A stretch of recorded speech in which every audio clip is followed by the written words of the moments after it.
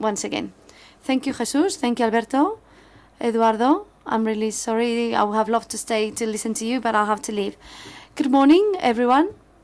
Thank you very much to Once for counting on me. I always feel very welcome amongst you, and we have a relationship that we'll call us affectionate, even though we do not work together very much, but it's wonderful being able to cooperate with you. The truth is, and if you allow me to say this,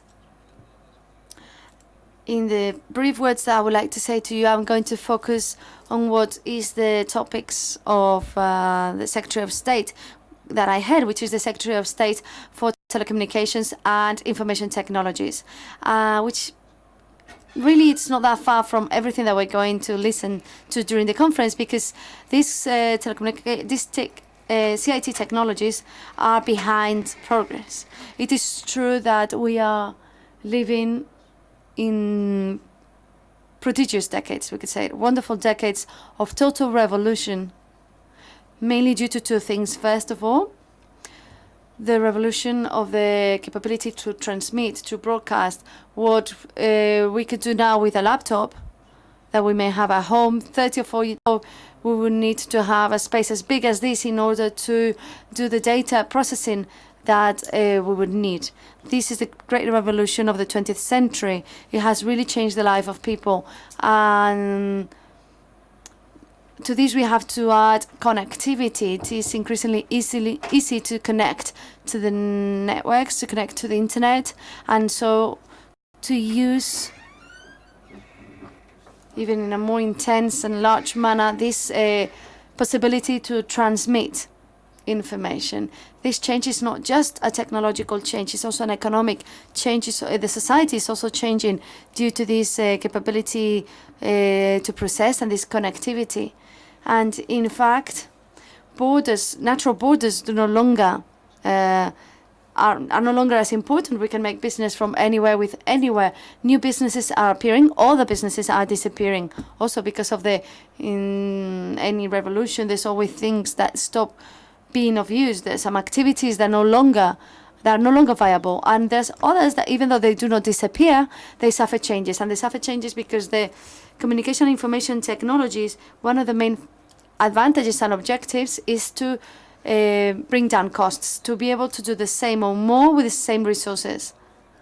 And this is very important when thinking about changing the model and the environmentally friendly model or the green economy. Economy is always green because it always tends to be more efficient, but in the case of the new technologies and information technologies, this is even more. It's at the origin of productivity, or the main increases in productivity, and we must believe that this change of the business model in a country such as Spain will be down to putting more effort in this sector, and which is not a sector because the information and communication technologies are present across the whole economy. And so it's possible that in a country such as in Spain, where the construction has suffered a terrible backlash, we could say, it is important that the information technologies will become as increasingly important behind tourism. But of course, this will not come on its own. I think citizens and companies need to make sure and need to understand that betting on this sector, on the productivity of this sector, is important, and that this is something that the state cannot do. The state can help, the state can give the message, but we need people to believe in it. Another fundamental aspect of the communication and information technologies is the globalization of markets, and also the proliferation of information. There is so much information on the internet that one of the problems that we have currently is how we can make a difference between what is good and what's bad, what is true and what's not true. But at least information exists. Also, we have a problem of privacy because of this global connectivity.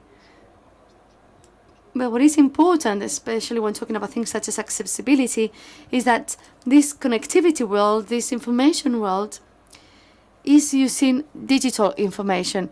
It uses information in a format that can be changed.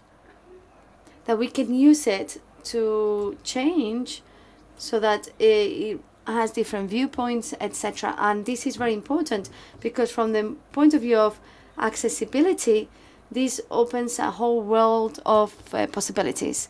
And what I would like to tell you here, it's not all the effort that from the ministry we are doing in favor of the people with disabilities, but also that in every negotiation that we have, in every program that we have to promote the information society, especially business environments, we make sure that we say that just wherever this information is, this digital information is, there must be a project that focuses on accessibility, not for specific groups, but accessibility and use for all. Every time that we organize a project, our main objective is that this project must be accessible, that this information will reach easily to everyone, and moreover, that this project has to be financially sustainable. And this is very important because when we think about certain projects that are somehow linked to different kind of accessibility, alternative accessibility, we should not look at this from limited or just focus on a specific group of people. Any innovation, any project that takes place in this field will always have a scope of application that is a lot wider than we think. And this is very important because in order to be able to progress in terms of accessibility and in anything to do with CITs, we must not forget that financial sustainability is very important. It's not only about developing projects to make a lot of money, but at least they have to be sustainable. So their setup should not incur an extra cost, and this is always possible. Even when we think this is not possible, there is always some part of innovation, of research that can be applied beyond what we might think.